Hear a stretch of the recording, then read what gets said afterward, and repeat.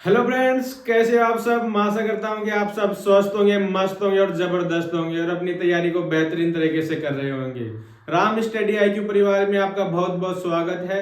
आज की क्लास में अपन बात करेंगे कि साइंस की 10th क्लास की साइंस विज्ञान के बारे में। इसके बारे में सबसे पहले बात करेंगे इसके बारे में क्या क्या सब्जेक्ट है, सब साइंस सब्जेक्ट में क्या क्या ऐसे चैप्टर हैं। तो ये साइंस सब्जेक्ट आरबीएससी माध्यमिक शिक्षा बोर्ड राजस्थान कक्षा 10th विज्ञान साइंस, ये साइंस अपन तैयार कर रहे हैं 2026-27 जो आने वाला नया सत्र है उसके लिए। इस क्लास में मैं आपको बताऊंगा कि जो अपनी साइंस है 10th क्लास, उसके बाद उसमें कौन कौन से चैप्टर हैं, कौन से चैप्टर कितने कितने नंबर के हैं, कौन कौन से क्वेश्चन आते हैं, किस टाइप का पेपर होता है और इसकी आगे की तैयारी कैसे करेंगे अपन। क्या रेगुलर क्लासेज यूट्यूब पर आएंगी, फ्री कॉस्ट आएंगी और कैसे आएंगी वो मैं वीडियो को पूरा वॉच करना, लास्ट में बताऊंगा। और आज की क्लास में चर्चा करेंगे अपन की टोटल इसका सिलेबस है क्या, कि अपने पास कोई भी चीज की तैयारी करते हैं अपन, सबसे पहले अपन को उसका सिलेबस के बारे में तैयारी पता होना चाहिए कि उसका सिलेबस क्या है, उसके चैप्टर क्या क्या है, चैप्टर के अंदर मोटा मोटा ढांचा का पता होना चाहिए, जिससे अपन को ऐसे लगता है ना कि भारी भारी बोझ वो दूर हो सके। तो आज सिर्फ समझेंगे अपन इंट्रोडक्शन, परिचय किसका, साइंस का, विज्ञान का। कौन सी क्लास, 10वीं क्लास का। तो अपन बात करते हैं कि साइंस की 10वीं क्लास के अंदर टोटल 5 यूनिट हैं, 5 इकाई है, जिसमें से पहले बात करते हैं यूनिट नंबर फर्स्ट, इकाई नंबर फर्स्ट। उसमें है रासायनिक पदार्थों की प्रकृति और व्यवहार। जो यूनिट नंबर पहली है उसमें क्या है, रासायनिक पदार्थों की प्रकृति और व्यवहार। देखिए नाम से ही पता लग रहा है बच्चों, कैसे कि रासायनिक पदार्थों की प्रकृति, इसमें रसायनों की चर्चा होगी। अपन ऐसे अंदाजा लगा सकते हैं इसमें किसकी चर्चा होगी। अब बात करो, रसायनों की चर्चा होगी किस प्रकार, और पदार्थों की चर्चा होगी। प्रकृति, कैसी प्रकृति है उनकी, उनके व्यवहार क्या क्या है, उनके गुण क्या क्या है, इन सभी की चर्चा करेंगे। कौन सी यूनिट में, यूनिट नंबर फर्स्ट में। जो अपनी पहली यूनिट है, पहली यूनिट के अंदर कितने चैप्टर हैं टोटल, 4 चैप्टर है। 4 चैप्टर कौन कौन से, इससे पता चल रहा है ना, chemical substance nature and behaviour, मतलब कि ये केमिस्ट्री है। जो अपना पहली यूनिट है वो केमिस्ट्री का भाग है, जिसके अंदर कितने चैप्टर दिए हुए हैं, रसायन विज्ञान के 4 चैप्टर। जैसे अपनी ये साइंस है, मैं आपको एक मिनट बता दूं, साइंस है बायोलॉजी, ये आगे चलकर 3 पार्ट में डिवाइड हो जाती है। कैसे, पहला पार्ट तो हो गया जैसे केमिस्ट्री का हो गया फर्स्ट यूनिट, जो आगे चल के 11th में जो केमिस्ट्री बन जाएगी, रसायन विज्ञान अलग से बुक चलेगी। और उससे आने वाली दूसरी यूनिट है वो हो जाएगी बायोलॉजी। बायोलॉजी में भी 3 पार्ट चलेंगे आगे। उससे आगे आ गया क्या, एग्रीकल्चर का पार्ट हो गया, वो अलग सब्जेक्ट बन जाएगा। फिर चौथी यूनिट आ गई किसकी, फिजिक्स की, वो चल के अलग सब्जेक्ट बन जाएगा। तो ये जो 11th 12th में जो सब्जेक्ट चलते हैं ना अलग अलग, फिजिक्स, केमिस्ट्री, बायोलॉजी, मैथ और अपना जो एग्रीकल्चर, वो सारा का सारा 10th क्लास में एक जगह है। बस फर्क कितना है, यहाँ पर इसका थोड़ा छोटा रूप है और आगे चलकर विस्तार से क्या थोड़ा बड़ा रूप हो जाएगा। लेकिन नींव क्या है, जड़ क्या है, यही। आप 10वीं की साइंस मजबूत नहीं करोगे तो 11th की केमिस्ट्री, बायोलॉजी, फिजिक्स कुछ भी मजबूत नहीं कर सकते। ऐसे 12th में, तो 11th 12th में बहुत जरूरी होती है कि 10वीं की। और 10वीं की साइंस यही नहीं, आगे जितने भी कॉम्पिटिटिव एग्जाम होते हैं, कोई सोचते हैं कि हम 10वीं के बाद हम तो आर्ट्स लेने वाले हैं, अपन को साइंस क्यों अच्छे से पढ़नी, क्योंकि नहीं, बच्चा साइंस सभी को पढ़नी पड़ती है, आर्ट्स वालों को भी पढ़नी पड़ेगी। क्यों, आर्ट्स वाला बीए करेगा, आगे कॉलेज जाके कॉलेज करने के बाद क्या करेगा, कंपटीशन की तैयारी करेगा। तो कंपटीशन की तैयारी करोगे तो उसमें किसकी जरूरत पड़ेगी, वहां भी साइंस आएगी। और वहां कौन सी साइंस है, वहां भी सिलेबस में, यहाँ 10वीं में जो आपको चैप्टर दिए गए हैं वही साइंस यहाँ पर है। तो आपको बहुत अच्छे तरीके से साइंस को पढ़ना है, और पढ़ने से बढ़िया है कि उसको समझना है कि साइंस कोई बड़ी चीज नहीं है। साइंस वो है जो अपन दैनिक सुबह से शाम तक जो चीज देखते हैं, जो चीज करते हैं, वही साइंस में है। लेकिन अपन को पता नहीं है कि ये साइंस, ये जो भी कोई काम हो रहा है ये साइंस से हो रहा है। मेरे को बताओ, आप घर में दैनिक चीज देखते हो, घर में आप क्या दूध जमना नहीं देखते, क्या बर्फ का पानी जमना नहीं देखते, पानी से बर्फ नहीं बनते देखते कभी। तो बस अब बात यह है कि उसमें वही साइंस है, आपको पता नहीं है अभी तक, आप समझे नहीं। आप समझो कि बिल्कुल देसी अंदाज में, देसी तरीके से समझिए कि साइंस है क्या। साइंस को ऐसे लो मत कि साइंस बहुत ज़्यादा बोझ है, साइंस कुछ भी नहीं है, साइंस बहुत इजी चीज़ है। तो आइए उसमें इसी कड़ी को आगे बढ़ाते हैं, बात करते हैं यूनिट नंबर फर्स्ट, इकाई नंबर फर्स्ट, रसायन पदार्थों की प्रकृति और व्यवहार, chemical substance and natural and behaviour. क्या है? Chemical substance nature and behaviour. ठीक है, इसमें है अध्याय नंबर 1। अध्याय है रासायनिक अभिक्रिया एवं समीकरण, केमिकल रिएक्शन एंड इक्वेशन। बताइए इस चैप्टर का नाम पढ़ के अपने दिमाग में ये आना चाहिए कि अध्याय नंबर 1 है, चैप्टर नंबर 1 है, तो इसमें किसके बारे में पढ़ेंगे? रासायनिक अभिक्रियाएं, अपन अभिक्रियाओं के बारे में पढ़ेंगे। अभी आप नहीं जानते, टेंशन नहीं लेना कि अभिक्रिया क्या होती है, मैं आपको इंट्रोडक्शन परिचय करवा रहा हूँ। ये आगे जब हम पढ़ेंगे ना, जब आपको समझ में आ जाएगा अभिक्रिया क्या होती है। सर तो ऐसे ही बता रहे हैं कि अभिक्रियाएं, नहीं घबराना नहीं है, अभी सिर्फ सुनते जाना है। रासायनिक अभिक्रियाएं, इसमें अभिक्रियाओं के बारे में पढ़ेंगे, अभिक्रियाएं कैसे बनती है वो आगे मैं चैप्टर में विस्तार से बताऊंगा। समीकरण होते हैं, जैसे समीकरण को संतुलित वगैरह करना ये होता है, उनके बारे में अपन चर्चा करेंगे। रसायनों के बारे में पढ़ेंगे, जैसे दूध से दही बन गया, दूध से दही बन गया, दही से अब डेली कहते तो ऐसा कि क्या जमा दिया घर में, दही जमा दिया गया, दही कभी नहीं जमता, लेकिन अपन दैनिक जीवन में क्या बोलते हैं कि दही जमा दो, दही नहीं जमता, वो दूध जमता है, दही कैसे जमेगा। ठीक है, तो रासायनिक अभिक्रियाओं के बारे में पढ़ेंगे, केमिकल के बारे में पढ़ेंगे। ठीक है, आगे बात करते हैं अध्याय नंबर 2 की। अध्याय नंबर 2 है अम्ल, क्षार एवं लवण, एसिड, बेस एंड साल्ट। बोलो आप अम्ल क्षार पढ़ते हो नहीं? खट्टा, मीठा, तीखा, इसके बारे में आप दैनिक जीवन में यूज भी करते हो, सुनते भी हो, देखते भी हो, बस उसी के बारे में तो पढ़ेंगे, लवणों के बारे में। जो ये लवण ही तो है, नमक भी एक लवण है, साल्ट है, एसिड, बेस एंड नमक तो आप डेली यूज करते हो, दिन में 2 से 3 बार यूज करते हो, बस उन्हीं के बारे में अपन पढ़ेंगे। ठीक है, आगे बात करें अध्याय नंबर 3 की, धातु एवं अधातु, मेटल एंड नॉन मेटल। बताओ धातु और अधातु ये चीज किसकी है? ये धातु में है कि नहीं धातु? धातु और अधातु है ठोस, द्रव, मतलब धातुओं के बारे में पढ़ेंगे अपन, ठोस है, द्रव। तो ये चीज भी अपन का है, दैनिक रोज अपन देखते हैं घर में, दैनिक जीवन में काम भी लेते हैं, यूज भी लेते हैं, लेकिन आपने और हमने कभी ध्यान ही नहीं दिया। मैंने तो दिया, आपने नहीं दिया। ठीक है, अध्याय नंबर 4। अध्याय नंबर 4 है कार्बन एवं उसके यौगिक, कार्बन एंड इट्स कंपाउंड। कोई भी कार्बन है, ये क्या है? ये भी एक कार्बन है। कैसे कार्बन है? ये प्लास्टिक का कार्बन है। ठीक है, तो जैसे कार्बन के बारे में पढ़ेंगे, उसके कार्बन के अनेक यौगिक, एक ही प्लास्टिक से अनेक प्रकार के कैसे कैसे प्रोडक्ट बना सकते हैं, मतलब कि उनके यौगिक, उनके बारे में पढ़ेंगे। कार्बन इट्स कंपाउंड, उन कंपाउंडों के बारे में पढ़ेंगे। यह है अध्याय नंबर 4। यह यूनिट नंबर फर्स्ट में आपको केमिस्ट्री के दिए गए हैं कितने चैप्टर? 4 चैप्टर। और आपके यूनिट है जो फिक्स है नंबर, ये यूनिट 25 नंबर की आएगी। जो आपका पेपर होगा ना 80 नंबर का, उसमें से 25 मार्क्स की 25 मार्क्स की 25 नंबर की आपको सिर्फ और सिर्फ यूनिट नंबर फर्स्ट में से क्वेश्चन आएंगे। यूनिट नंबर फर्स्ट में से आएंगे, कौन से में से? Chemical substance nature and behaviour, रासायनिक पदार्थों की प्रकृति और व्यवहार। अभी नोट मत करना, अभी लिखना मत, ये मैं बता दूंगा कहां से लिखना है। और आप यदि उसको उतारो तो वीडियो को स्किप करके, मतलब वीडियो को एक जगह रोके फिर इसको नोट करना।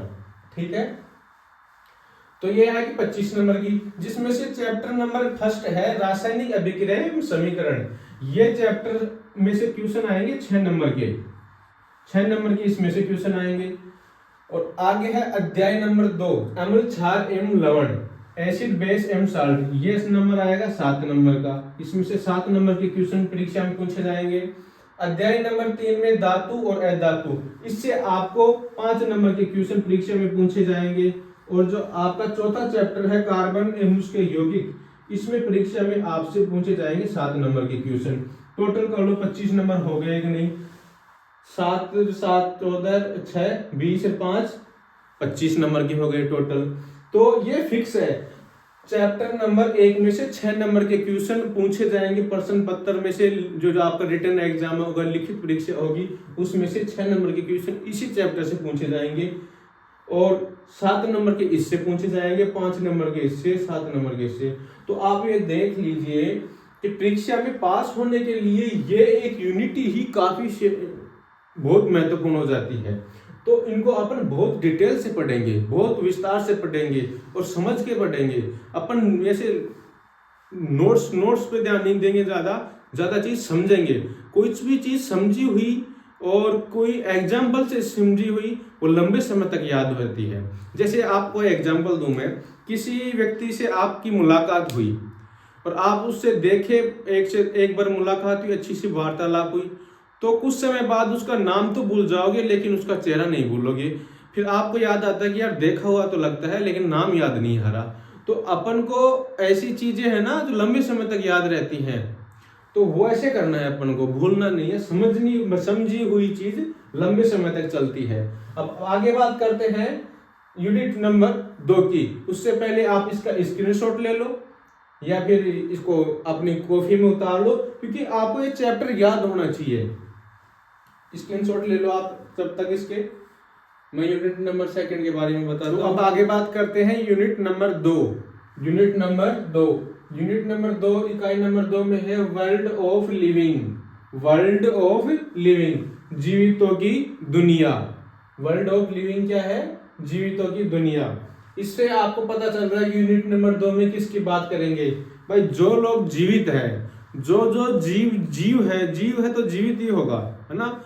जो भी चीज आप देखते हो, जो भी चीज जीवित है, जो भी कोई जीव है, उनकी लाइफ के बारे में, उनकी प्रोसेस के बारे में, कि वो कैसे अपनी जिंदगी जीते हैं, कैसे अपनी दैनिक क्रियाएं करते हैं, दैनिक जीवन जीते हैं, उनके बारे में, अपने इसके बारे में इस यूनिट में क्या करेंगे, अध्ययन करेंगे, जिसको चैप्टर वाइज बांटा गया है। ठीक है। दैनिक जीवन में जैसे कुछ भी हो गया, जो आप, मैं कहा ना, साइंस में सुबह से शाम तक जो भी चीज करते हो वो दैनिक जीवन में आ गई, है ना। तो वर्ल्ड ऑफ लिविंग, जीवितों की दुनिया, इस यूनिट में जीवितों के बारे में अध्ययन करेंगे, जिसमें चैप्टर नंबर 5 आता है जैव प्रक्रम, लाइफ प्रोसेस। जैव प्रक्रम क्या होता है? लाइफ की क्या प्रोसेस होती है। लाइफ प्रोसेस आप सुना होगा, जैसे अपन सुबह से शाम तक कैसे अपन प्रोसेस करते हैं, आपको पता है। जैसे जीव कैसे करते हैं, अपघटन कैसे करते हैं, उनके बारे में अध्ययन करेंगे इस यूनिट में, जो कि ये यूनिट सबसे बड़ी भी है और इस यूनिट में सबसे अधिक क्वेश्चन भी पूछे जाते हैं। क्वेश्चन इस यूनिट से 8 नंबर के क्वेश्चन पूछे जाएंगे टोटल। ठीक है। अध्याय नंबर 6, चैप्टर 6 में बात करें नियंत्रण एवं समन्वय, control and coordination. Control and coordination, नियंत्रण एवं समन्वय। जैसे नियंत्रण एवं समन्वय, इसके बारे में चर्चा की करेंगे इस चैप्टर में। चर्चा करेंगे जैसे किसी भी चीज पे कंट्रोल कौन करता है, अपना मस्तिष्क करता है, मेरु रज्जु करता है। कैसे करते हैं? जैसे अपन गर्म चीज को छुए तो अपन एकदम से हाथ उठा लेते हैं, इसको कंट्रोल किसने किया? तो इस चीज, जो ये चीज है, इनके बारे में अध्ययन करेंगे। कंट्रोल को कौन करता है, नियंत्रण कौन करता है, समन्वय कौन करता है, संचालन कौन करता है, इस चैप्टर में इसके बारे में चर्चा करेंगे। और इस चैप्टर में क्वेश्चन पूछे जाते हैं 6 नंबर के। टोटल कितने नंबर के? 6 नंबर के क्वेश्चन पूछे जाएंगे इस चैप्टर से। ठीक है। आगे बात करें अध्याय नंबर 7, चैप्टर नंबर 7, जीवों में प्रजनन। जीवों में प्रजनन, reproduction in organism. Reproduction in organism, जीवों में प्रजनन की बात करते हैं। अध्याय नंबर 2, यूनिट नंबर 2 के कौन से चैप्टर में? Chapter number 7। इस चैप्टर से क्वेश्चन पूछे जाते हैं परीक्षा में 7 नंबर के।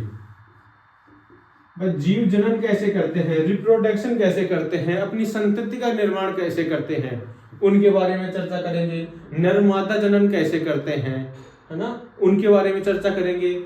मेल रिप्रोडक्शन के बारे में चर्चा करेंगे। फीमेल रिप्रोडक्शन है, उनके बारे में चर्चा करेंगे। नर जनन तंत्र के बारे में, महिला जनन तंत्र के बारे में। ठीक है। इस चैप्टर में इसकी चर्चा करेंगे। आगे बात करें अध्याय नंबर 8, चैप्टर 8 में आनुवांशिकता एवं जैव विकास, हेरिडिटी एंड इवोल्यूशन। आनुवांशिकता एवं विकास। आनुवांशिकता क्या होती है? भाई एक पीढ़ी से दूसरी पीढ़ी में उसके गुण जाना, उसके गुण सूत्रों में परिवर्तन, उनके बारे में चर्चा करेंगे। कौन से चैप्टर में? उनके आनुवांशिक गुण। कहते नहीं कि तेरे अंदर तो तेरे बाप के गुण है, वो ही गुण है ये आनुवांशिक। तेरे अंदर तो तेरी माँ के गुण है, वो गुण है कौन से? आनुवांशिक। एक पीढ़ी से दूसरी पीढ़ी में गुणों का आना क्या होता है? आनुवांशिक गुण, है ना। तो इसके बारे में चर्चा करेंगे। इससे क्वेश्चन पूछे जाएंगे परीक्षा में 4 नंबर के, ये फिक्स है, इनसे पूछे जाएंगे। इनको टोटल करो, इसमें ये यूनिट भी कितने नंबर की आती है? टोटल 25 नंबर की आती है। कितने? 25 मार्क्स की आती है। तो ये यूनिट भी बहुत इंपॉर्टेंट है। इस यूनिट को कहते हैं आगे चलकर, इसको ये कौन सा पार्ट है? Unit number 2, life process, world living, जीवितों की दुनिया। यह है बायोलॉजी का, यह है बायोलॉजी का पार्ट, जो आगे चल के इसकी भी 3 किताबें बन जाती है। 11th में 12th में 3 बुक चलती हैं अलग अलग, ठीक है। यह है बायोलॉजी। तो ये भी बहुत अपन इम्पोर्टेंट है।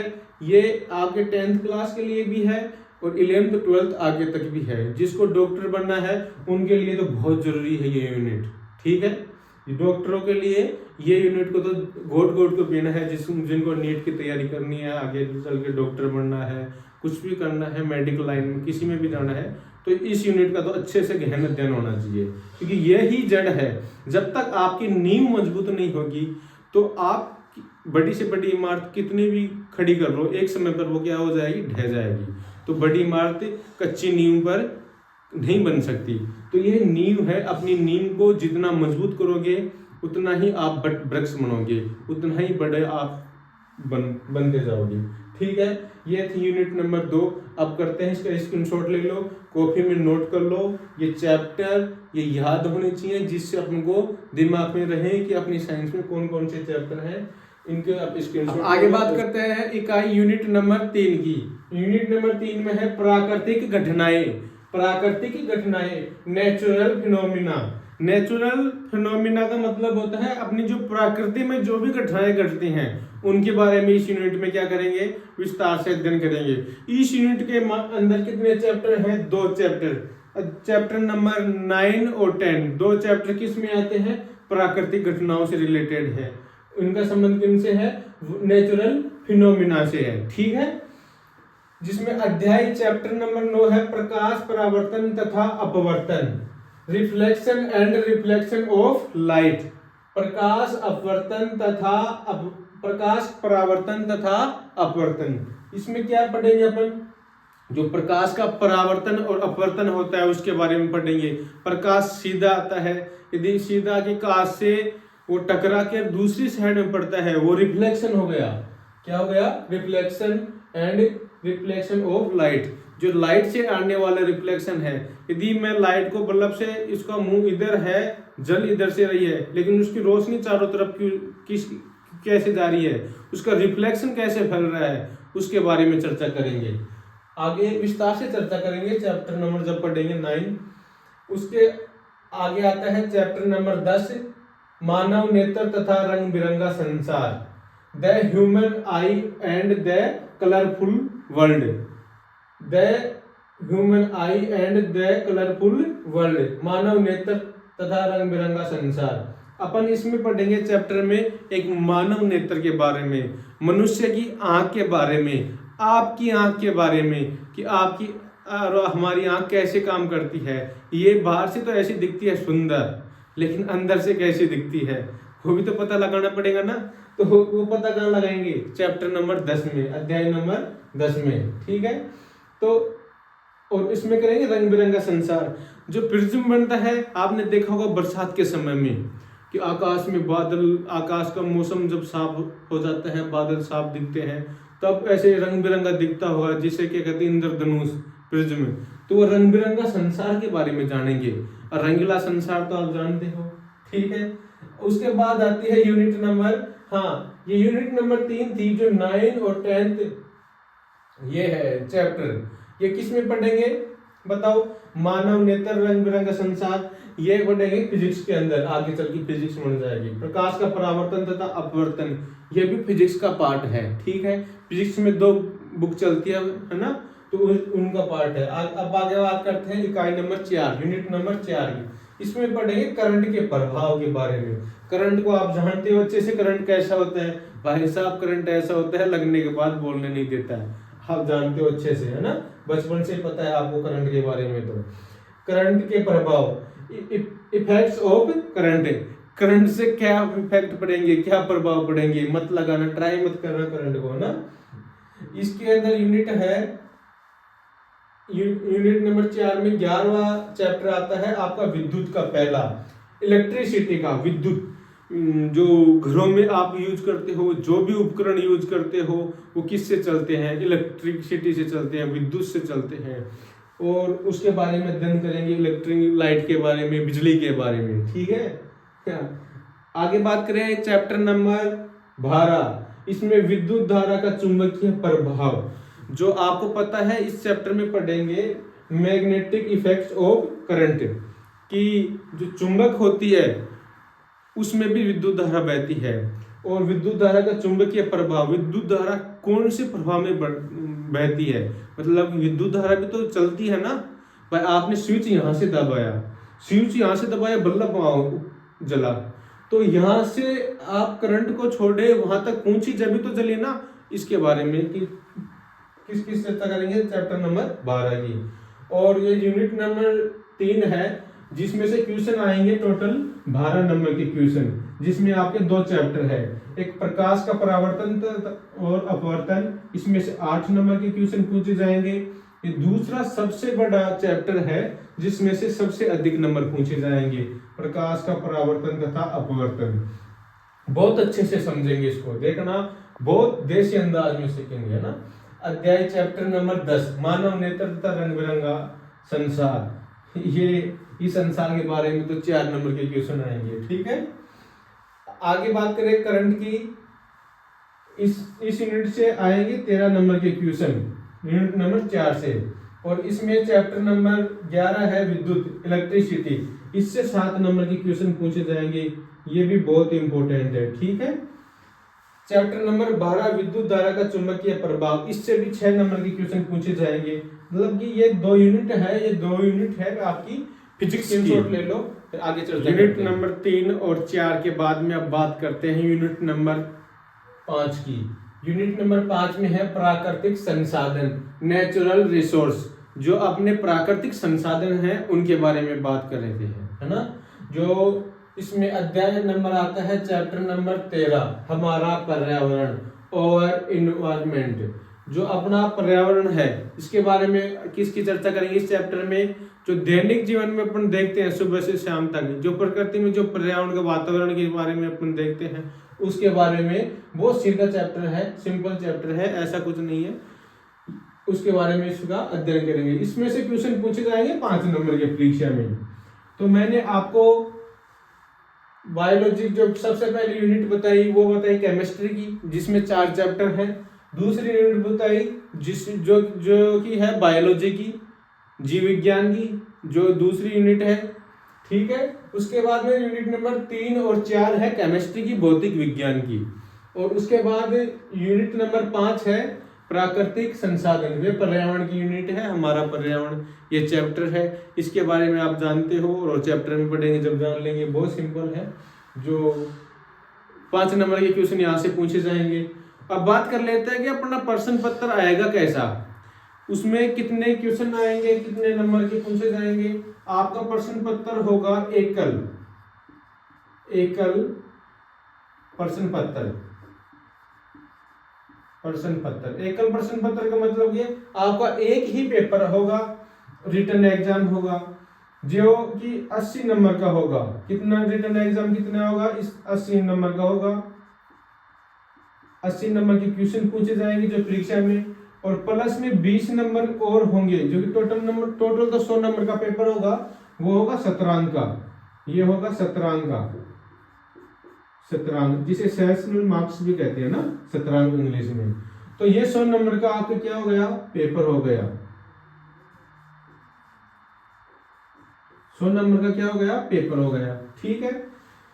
और इस पेपर को करने में समय कितना मिलेगा परीक्षा के अंदर, 3.25 घंटे, मतलब 3 घंटे 15 मिनट। हावर्स मीन्स घंटे, 3.25 घंटे मिलेंगे समय, ठीक है। समय इतना मिलेगा।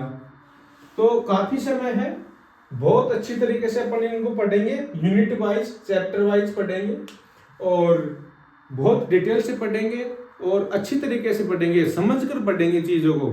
और जो मैं यहाँ पे पढ़ाऊंगा सिर्फ आपको समझाऊंगा, और ये नोट्स है वो आपको मिलेंगे कहाँ पर, ये नोट्स आपको कहाँ मिलने, सबसे पहले तो आपको है ना ये जितने भी चैप्टर हैं बहुत अच्छी तरीके से इसी YouTube चैनल है अपना, कौन सा, Ram study IQ, Ram study IQ channel है, इसी पर पढ़े मिलेंगे और फ्री ऑफ कॉस्ट पढ़ाऊंगा मैं आपको। और इसके अंदर जाना, चैनल खोलना, सर्च करना राम स्टडी IQ, और इसके अंदर आप वीडियो में जाओगे, वीडियो होम वीडियो ऐसे शॉर्ट्स वीडियो आते हैं, उसको ऐसे सरकाओगे, वहां पर आगे चल के प्लेलिस्ट मिलेगी। उसी प्लेलिस्ट में आपको दिख जाएगा ऊपर कि कंप्लीट RBSC साइंस बोर्ड, ऐसे बन के आपको PDF मिलेगी प्लेलिस्ट की। उसी प्लेलिस्ट में आपको मैं डेली क्लास लूंगा, चैप्टर वाइज यूनिट वाइज, तो उसी में आपको पूरी साइंस की जितनी भी क्लासें होंगी, 10 20 50 जितनी भी आपकी क्लासें होंगी, वो सभी क्लासें एक जगह आपको मिल जाएंगी। चैनल पे जाना, प्ले लिस्ट में जाना, प्ले लिस्ट कौन से खोलेंगे, जो आपकी ये है माध्यमिक शिक्षा बोर्ड राजस्थान 10th साइंस, इस प्ले लिस्ट को खोलना और इसमें विस्तार से देखना। और जो ये नोट्स होंगे, नोट्स आपको कहां पर मिलेंगे, नोट्स आपको मिलेंगे जो टेलीग्राम चैनल है, राम स्टडी IQ नाम से जो टेलीग्राम चैनल है, टेलीग्राम, इस पे मिल जाएंगे। और राम स्टडी IQ नाम से, ये इसी नाम से आप सर्च कर लेना, व्हाट्सएप ग्रुप है ना, व्हाट्सएप ग्रुप उस पे भी मिल जाएंगे। तो मैं दोनों जगह शेयर कर दूंगा। और यदि वहां पर भी आपको प्राप्त नहीं हो तो राम स्टडी IQ नाम से एक इंस्टा ID बनी हुई है, किसी नाम से, इंस्टा ID बनी हुई है राम स्टडी IQ चैनल के नाम से। इंस्टा पर जाकर आप डायरेक्ट DM कर सकते हो, डायरेक्ट मैसेज कर सकते हो कि, और वहां से मेरे को क्वेश्चन भी पूछ सकते हो कि कहाँ कौन सी चीज क्लास, और आप कमेंट बॉक्स में भी बता सकते हो अपनी प्रॉब्लम, कहाँ आपको नोट्स की जरूरत है, कौन से टॉपिक पढ़ा हूँ, क्या समझ में आया कि नहीं आया, कोई भी चीज आप, इंस्टाग्राम है राम स्टडी IQ, इसको जाकर के इस यहाँ पर भी आप बता सकते हो और कमेंट बॉक्स में भी बता सकते हो। बल्कि आपको ये टेलीग्राम और ये व्हाट्सएप ग्रुप है, इस पर आपको ये डेली जितना मैं पढ़ाऊंगा, जैसे मान लो कि मैंने आज ये पढ़ा दिया, इसकी मैं PDF डाल दूंगा, ठीक है। और जैसे अब चैप्टर पढ़ाया unit number 1 chemical reaction and equation, रासायनिक अभिक्रिया एवं समीकरण, यूनिट चैप्टर नंबर 1, तो उसको पढ़ाऊंगा, जितना जितना मैं पढ़ाऊंगा उतने मैं नोट्स डालते जाऊंगा। तो आप सिर्फ यहाँ पर समझो, नोट्स बनाने मत बैठो, ध्यान से वीडियो को आप हॉरिजॉन्टल मोड पे रखो, आधा, है ना, और सामने रख के सिर्फ समझो, लिखो मत चीजों को, और रफ पेज रखो। मैं कुछ नोट करने के लिए बोलूं तो ही उसको नोट करो, बल्कि अच्छे से क्लास होने के बाद नोट्स वहां से आपने तैयार करो, ठीक है। एक तो आप अच्छे से समझ लोगे, सुन लोगे, और उसके बाद अपने नोट्स तैयार और करोगे ना, तो आपको 2 से 3 बार रिवीजन हो जाएगा, फिर भूलने का तो सवाल ही नहीं होता। तो मैं आशा करता हूँ कि आपको यहाँ पर प्यार और सपोर्ट ऐसे ही दिखाते रहोगे, और चैनल को लाइक शेयर करते रहोगे, और कमेंट बॉक्स में आपके सजेशन भेजते रहोगे, तो वही मेरा मनोबल है, वही मेरे को जोश देता है। आपका एक लाइक, एक शेयर, एक सब्सक्राइब, तो थोड़ा सा यहाँ आप सपोर्ट कीजिए, मैं आपके लिए और भी बेहतर करूँगा। और अब जाते जाते एक मोटिवेशन शायरी हो जाए कि निगाहें तू रख आसमां पर, बदल दे तू रुख दरिया का, निगाहें तू रख आसमान पर, बदल दे तू रुख दरिया का, तू बन जा वो समंदर जिसे पा सके ना कोई, वो आग है तेरे अंदर जिसे ललकार सके नहीं, वो आग है तेरे अंदर जिसे ललकार सके न कोई। दोस्तों अभी शुरुआत है, और जब आप शुरुआत कर दो, मान लो कि वही समय अच्छा है, ये मत देखो कि कल से करूंगा, सोमवार से करूंगा, नहीं, कि और वो आग है आपके अंदर कि आप समुंदर हो, आपको कोई नहीं पार कर सकता, कोई नहीं ललकार सकता। आपके अंदर वो आग है, ज्वाला है, उसको पहचानो। आप जो कर सकते हो कोई नहीं कर सकता। आप दुनिया में यूनिक हो, सबसे अलग हो। जब इस दुनिया में 141 करोड़ लोग हैं, इतने लोगों में आपका चेहरा किसी से नहीं मिलता, आपका फिंगरप्रिंट किसी से नहीं मिलता, तो बोलो हो ना आप सबसे अलग। तो उठो, जागो और अपने लक्ष्य प्राप्ति है 10th में अच्छे मार्क्स लाना, है ना। 100 में से 100 कैसे लाएं साइंस में, बस ये सोचना है। और थोड़ा एंजॉय भी करो, पढ़ाई के साथ साथ थोड़ा खेल कूद पे भी ध्यान दो, फिजिकल पे भी ध्यान दो, ठीक है। आज के लिए इतना ही, मिलते हैं नेक्स्ट क्लास में। थैंक यू, धन्यवाद।